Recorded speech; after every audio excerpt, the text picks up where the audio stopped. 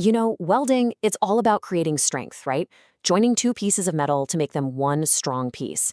But what if the very process of joining them also created a hidden microscopic flaw, a vulnerability that could lead to a catastrophic failure? Well, in this explainer, we're going to dive into some incredible research that uses an invisible force, magnetism, to solve this exact problem and forge stronger, safer steel. Okay, so here's the plan.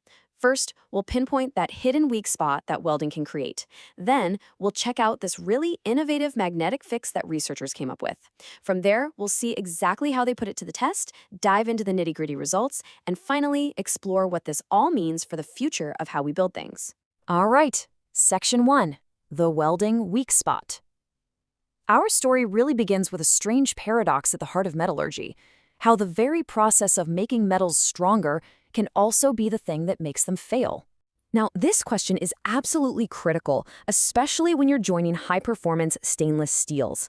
I mean, these metals are designed for the toughest environments, but the intense heat from welding can create a kind of microscopic Achilles heel right next to the weld itself in a region they call the heat-affected zone. This vulnerability has a name: intergranular corrosion. And the best way to picture it is to think of a brick wall. The bricks are like the metal's crystal grains, they're strong, and the mortar is what holds them all together. Intergranular corrosion doesn't attack the strong bricks. No, it goes after the mortar, causing the whole structure to just lose its integrity and crumble from the inside out. It's a really sneaky kind of damage. So what's causing this mortar to crumble? Well, it's a process called sensitization. See, during welding, the heat hits this perfect temperature, somewhere between 450 and 850 degrees Celsius, where carbon atoms start reacting with chromium.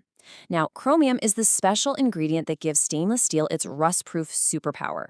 These new particles, chromium carbides, form right at the grain boundaries, and they effectively steal the protective chromium from the area right around them, leaving it exposed and weak. The researchers focused on two specific types of stainless steel, and each one has its own built-in defense system. First, you have AISI 304L. That L stands for low carbon, which means there's just less carbon available to cause trouble in the first place. Less fuel for the fire, you could say. Then you have AISI 347.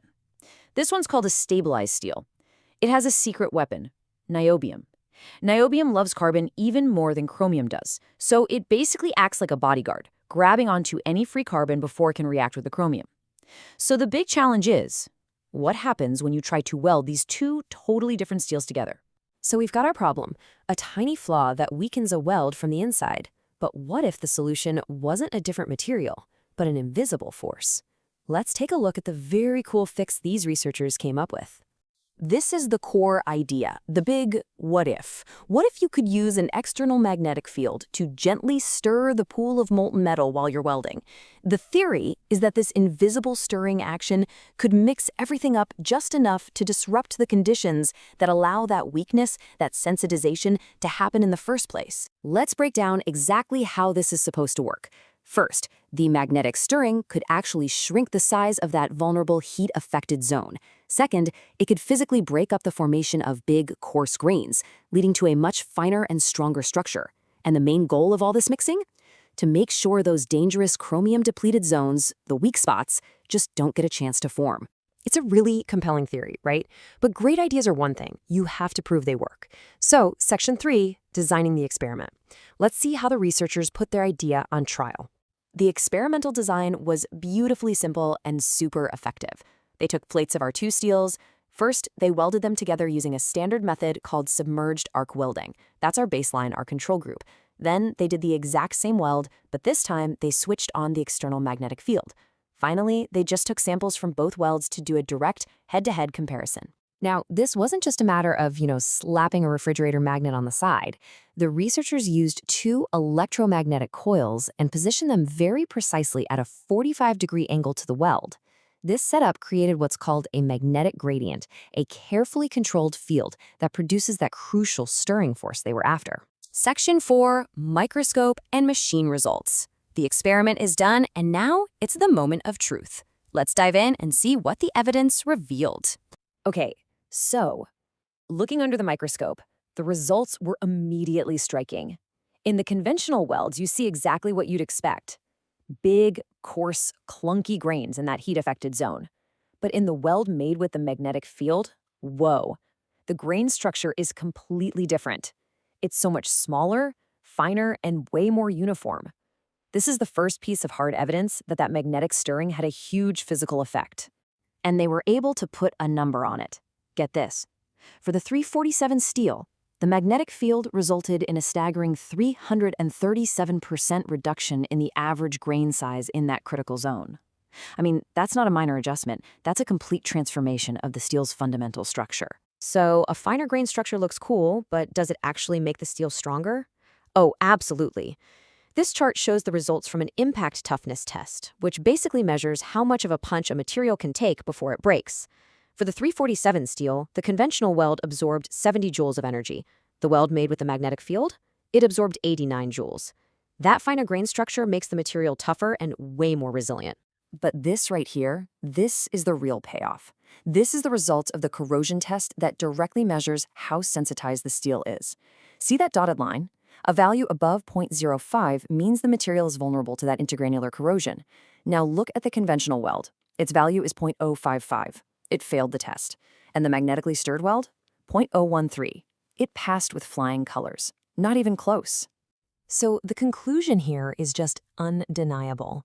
That invisible magnetic force, simply by stirring the molten metal, completely suppressed the sensitization. It solved the exact problem we set out to investigate. Going back to our analogy, it kept the mortar between the bricks strong and solid. The evidence is clear. The theory worked. So what does this all mean for the real world? Let's talk about it. Section 5. The future of welding. Okay, let's put it all together. Here are the key takeaways. We've seen that applying a magnetic field makes the weld's internal structure way better.